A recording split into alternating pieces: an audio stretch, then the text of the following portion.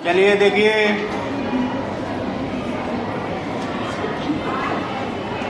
हरि जू की बाल छबा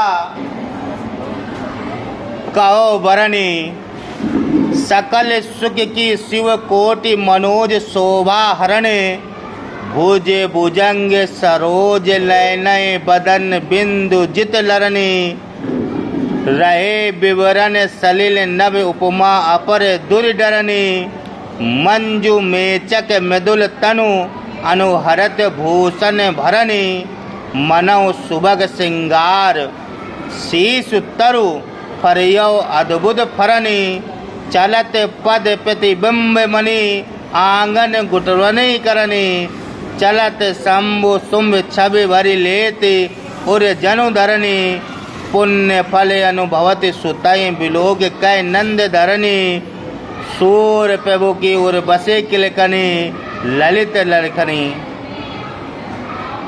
इसमें प्रसंग क्या लिखेंगे? श्री कृष्ण के बाल स्वरूप के सौंदर्य का वर्णन किया गया है, उनके शरीर की उपमा दी गई है।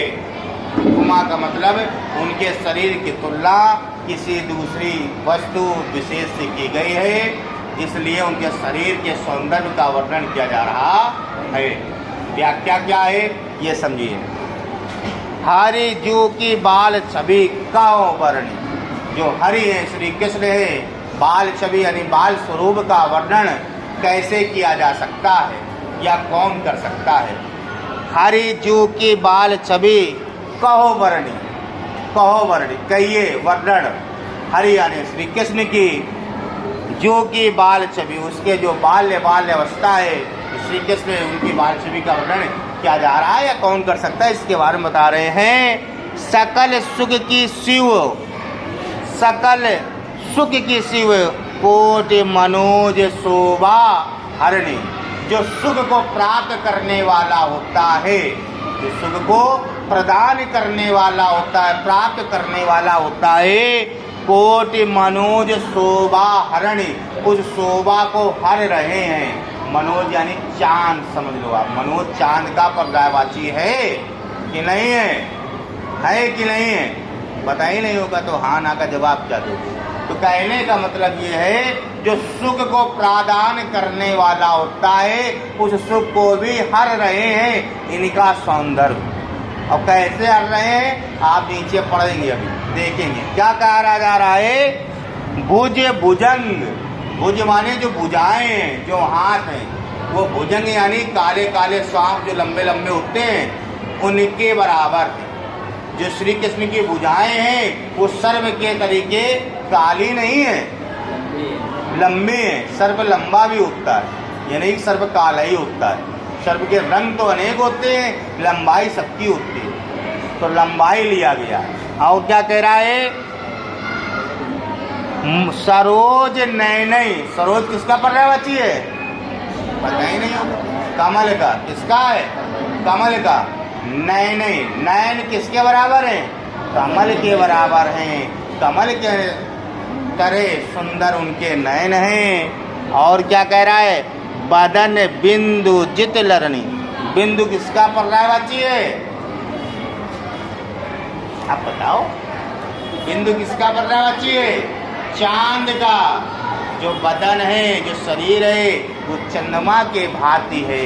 चांद कैसा होता है? प्यारा होता, सुंदर होता, श्वेत रंग का होता है, अच्छा दिखता है। वैसा उनका शरीर भी चंद्रमा के भांति श्वेत रूप में दिख रहा है। अब उनकी उपमा कर दी गई, बराबर कर दिया गया कि श्री कृष्ण की जो भुजाएं हैं वो सर्प के भांति लंबी लंबी हैं, जो नेत्र हैं कमल के भांति सुंदर हैं, और जो शरीर है वो चंद्रमा के भांति सुंदर या श्वेत रंग का दिखाई दे रहा है। इससे हुआ क्या? इससे ये हुआ जब बराबरी की गई, तुम्हारी बराबरी इनसे कर दी जाए और तुम इनके लायक यानी इनके बराबर ना निकलो तो तुम यहाँ से 9 2 11 हो लोगे, क्योंकि बेइज्जती होगी। वही यहाँ ये हुआ। क्या हुआ? रहे विवरणी, रहे विवरणी सलिल नभ उपमा अपर दूर डरनी। जब उपमा दी गई, बराबरी की गई, तो ये सब क्या हो गए? श्री कृष्ण के सामने तुच्छ यानी छोटे नजर आने लगे। इसलिए जो सर्प था वो बिल में रहने चला गया, जो कमल था वो कमल कहाँ चला गया, सरोवर में चला गया। सरोज लिखा हुआ है। और चंद्रमा आसमान में निकल लिया, कहीं चलो भैया आसमान में चलो, यहाँ चढ़ लो। तो धरती से सब क्या हो गए, अलग अलग हो गए। उपमा द्वि डारनी, और किसी दूसरे से उपमा लायक कोई बचा ही नहीं जिससे इनकी उपमा की जाए। और सब डर गए। जब तीन विशेषता की उपमा की गई वो सब भाग गए, तो दूसरे आए नहीं जिससे उनके शरीर की और उपमा दी जाए। लिखा इसमें उपमा अपर दूर डरनी, डरे मानी डर गए। और जो दूसरे से उपमा देने वाले तो वो डर गए, इसलिए वो सामने ही नहीं आए, वो भी अपना निकल लेते भैया छिप जाओ। ठीक, आगे कह रहा है मंजू मेजक मृदुल तनु अनुहरत भूषण भरण। मंजू मेचक मृदुल तनु, जो मृदुल उनका जो सुंदर शरीर, मुलायम शरीर था, उसमें अनुहरत भूषण भरण, आभूषणों से भर दिया गया। श्री कृष्ण आभूषण भी पहने हुए थे। उनका मृदुल शरीर क्या था, आभूषणों से सुसज्जित था। मनौ सुबक सिंगार शीश तरु फरियो अद्भुत परणी, ऐसा लग रहा था आभूषण से भरा हुआ उनका शरीर जैसे हर श्रृंगार का छोटा सा पौधा जंगल की सुंदरता को बढ़ा रहा हो। वैसे ही श्री कृष्ण के शरीर में जो आभूषण था वह उनकी सुंदरता को और बढ़ा रहा था। आगे कह रहा है चलत पद प्रतिबिंब मणि आंगन घुटवरणी करनी, जो आंगन में मणि जड़ित लगे हुए थे, उन आंगन में वो घुटनों के बल चल रहे थे, उनके पदचिन्ह बन रहे थे। वही कह रहा चलत पद प्रतिबिंब मणि, मणि माने मणि, आंगन माने आंगन में जो लगे हुए थे वो पदचिन्ह के अनुसार बन रहे थे। घुटवरणी करनी, और वो घुटनों के बल क्या कर रहे थे, वहाँ चल रहे थे। जलज संपुट सुबग छवि भरी लेती और जनु धरनी, ऐसा लग रहा था जैसे धरती पे कमल उनके इस आभाव को अपने आगोश में भरा ले रहा हो। यही है जलज भी किसका पड़ रहा है बात, ये जलज किसका है, कमल का है।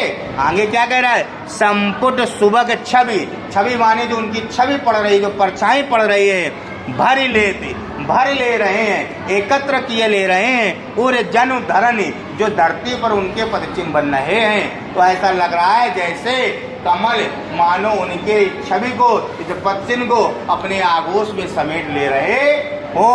आगे कह रहा है पुण्य फल अनुभवती सुतई बिलोकी के नंद घरनी, जो नंद की घरवाली थी यानी जो नंदनी थी, यशोदा माता थी, वह अपने पिछले जन्म के सुख को याद करने लगती हैं। हमने कुछ अच्छे पुण्य किए होंगे जो हमें ऐसा पुत्र, सुंदर पुत्र प्राप्त हुआ है।